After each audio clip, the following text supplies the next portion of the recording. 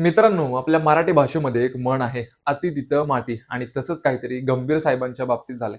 धाडाचं इकडे कसं करायचं ते साहेबांच्याकडून शिकलं पाहिजे. आता तुम्ही म्हणाल, तुम्ही जरा जास्तच बोलताय. पण का नाही? भारताचा आत्तापर्यंतचा रेकॉर्ड होता. होम ग्राउंडवरती भारत कधीही टेस्ट सीरीज हारला नव्हता. एवढ्या भल्या मोठ्या टीम्स आल्या, पण भारताने सगळ्यांना अक्षरशः धूळ चारली होती.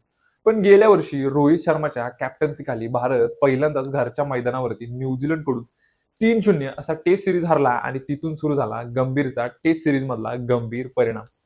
तेव्हा रोहित शर्माला लोकांनी गंभीरने अक्षरशः धारेवरती धरलं होतं. पण त्याचं खरं मुळतः गंभीरकडे होतं. आता 12 वर्षात एखादी टेस्ट सिरीज हरली तर तसं म्हटलं तर चालायचं. पण याच पराभवानंतर सारवासारव करायला वेस्ट इंडिजची टीम भारतात खेळायला बोलवली आणि टीम इंडियाने ते बारक्या पोरांना अक्षरशः व्हाईट वॉश दिला.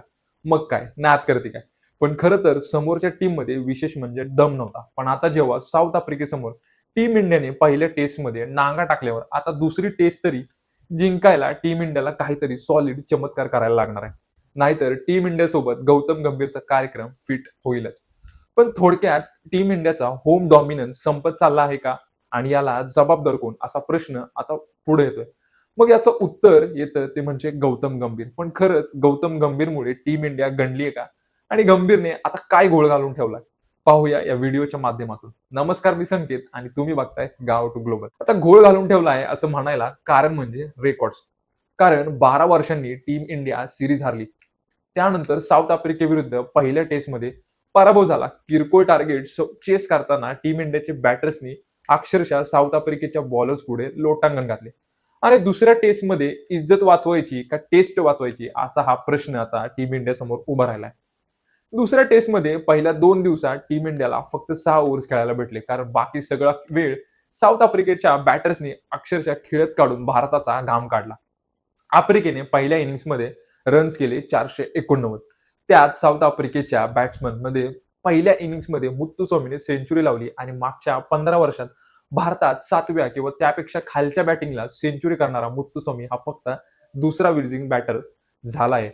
आणि दुसरी सिरीज पण भारत हारण्याच्या वाटेवरती आहे. यावरून एकच लक्षात येतंय की टीम इंडियाचं आता होम डॉमिनन्स पहिल्यासारखा राहिलं नाही. आता साहजिकच याचं खापर गंभीरवरच फुटतंय. गंभीर टेस्ट टीमचा कोच होऊन जवळपास 6 वर्ष झाली. पण एवढ्या काळात गंभीरने 8 पैकी 4 टेस्ट होम कंडिशनमध्ये हारले आहेत. यामध्ये द्रविड, शास्त्री, अनिल कुंबळे या तिघांनी त्यांच्या पूर्ण कोचिंग करिअरमध्ये जेवढ्या होम टेस्ट सिरीज हारल्या होत्या तेवढ्या गंभीर साहेबांनी एका वर्षात हारल्या. आता प्रश्न पडतो कशामुळे? कामकाज गणलंय. पहिला विषय आहे ट्रान्झिशन फेजचा. 2013-14च्या काळात टीम इंडियातून बरेच मोठे प्लेयर रिटायर झाले. त्यामध्ये सौरभ गांगुली, राहुल द्रविड, सचिन तेंडुलकर, व्ही.एस. लक्ष्मण. तेव्हा टीम इंडियाची बॅटिंग लाईनअप अक्षरशः कमजोर झाली होती. साहजिकच इंग्लंड, ऑस्ट्रेलिया अशा देशांमध्ये टीम इंडियाला टेस्ट क्रिकेटमध्ये वाईट पराभव सहन करावा लागला होता. पण आताचं गणित बघितलं तर रोहित, कोहली, अश्विन, पुजारा हे टेस्ट क्रिकेटमधून रिटायर झाले. पण म्हणून टीम इंडिया आता नवी आहे असं म्हणून चालणार नाही. प्लेयर्सवरती जबाबदारी नव्याने पडत असली तरी प्लेयर्सकडे खेळण्याचा अनुभव मात्र मोठा आहे. याच्यामध्ये के.एल. राहुल, रवींद्र जडेजा यासारखे सुपर सिनियर टीममध्ये शुभमन गिल, रिषभ पंत हे दोघे आता जुने झाले. त्याच्यानंतर टीममध्ये जसप्रीत बुमराह सारखा वर्ल्ड क्लास बॉलर आहे. त्यामुळे अनुभव या गोष्टीचा लोड घेता येणार नाही.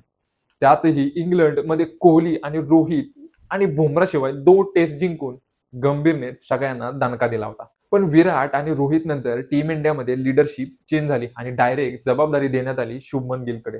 हा अचानक झालेला लीडरशिप चेंज हँडल करण्यात टीम इंडियाला आता अवघड जात आहे. आता याआधी असा लीडरशिप चेंज झाला होता का? तर झाला होता. धोनीने रिटायरमेंट घेतली, पण धोनीने कोहलीला अगोदरच कॅप्टन म्हणून तयार केलं होतं आणि मग काय धोनी अचानक बाजूला झाला. विराटने जेव्हा टेस्ट टीम हातात घेतली तेव्हा एक प्लॅन आखून टीम तयार केली होती आणि त्यासाठी त्याला कोचने म्हणजेच रवी शास्त्रीकडून फुल फ्रीडम मिळालं होतं. आता तेच गंभीरकडून घडत नाहीये असं आपल्याला दिसतंय, कारण टीम मध्ये सतत चेंजेस होत आहेत. टीम मधल्या कोणत्याही बॅट्समनला परफॉर्मन्स करून सुद्धा आपली जागा फिक्स नाही या गोष्टीचं होणारं प्रेशर. आणि म्हणूनच इंग्लंड जरी गाजवलं असलं तरी भारतात प्रेशर सिच्युएशन हँडल करायचं गणित त्यांच्या टप्प्यात अजून आलेलं दिसत नाही. यानंतर विराट कोहली आणि रोहित शर्मा, अश्विन या तिघांनी एकाच वेळी रिटायरमेंट घेतल्यानंतर टीम मध्ये रिकामी जागा तयार झाल्यासारखं झालंय. खास करून या तिघांचं भारतामधलं रेकॉर्ड्स बघता ही जागा भरून काढणं एवढं सोपं नाही. आता या तिघांच्या अचानक रिटायरमेंटला जबाबदार कोण होतं हे वेगळं सांगायची गरज नाही. आता दुसरं सांगायचं झालं तर गंभीर साहेबांना आणि आपल्या सिलेक्टर साहेबांना नवीन टीम बनवायची होती आणि या टीमचा फेस शुभमन गिलला बनवायचा होता आणि त्यासोबत इंडियन क्रिकेटचा फेस सुद्धा शुभमन गिलला बनवायचा होता.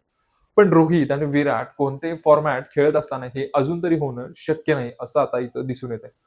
पण हाच अंगलट येत असलेला डाव मागच्या काही वर्षात टीम इंडिया भारतात होणाऱ्या टेस्ट मॅचेससाठी टर्निंग ट्रॅक तयार करण्यावर भर असल्याचं दिसून येत आहे. आता यात चुकीचं काही नाही. ऑस्ट्रेलियात एक्स्ट्रा बाउन्सवाले पिचेस असतात, न्यूझीलंडमध्ये ग्रीन पिचेस असतात, इंग्लंडमध्ये स्विंगवाले पिचेस असतात, तसेच भारतामध्ये सुद्धा स्पिनिंग ट्रॅक आहेत. पण तेव्हा म्हणजेच उदाहरण सांगता टीम इंडिया तेव्हा पण जिंकायचीच. पण ती कशी सांगतो. 2021ला चेपॉकच्या पिचवर बॉल एकदम जबरदस्त वळत होता. बॅटर्सला क्रिकेट कमी कबड्डी जास्त खेळायची वेळ पिचवर येत होती. कोहली आणि गिल शून्यावर आउट झाल्यानंतर रोहित शर्माने त्याच पिचवरती 161 धावा केल्या आणि अश्विनने 5 विकेट्स काढल्या होत्या. दुसऱ्या इनिंगमध्ये कोहलीने 50 आणि अश्विनने 100 आणि प्लस 3 विकेट्स काढल्या होत्या. थोडक्यात फिरणाऱ्या ट्रॅकवरती थांबून खेळणारे बॅटर्स आणि खोऱ्याने विकेट्स काढणारा अश्विन तेव्हा टीम मध्ये होता. आता आफ्रिकेविरुद्ध 2-2 सेशन्स आता विकेट्स लेत गेल्यात.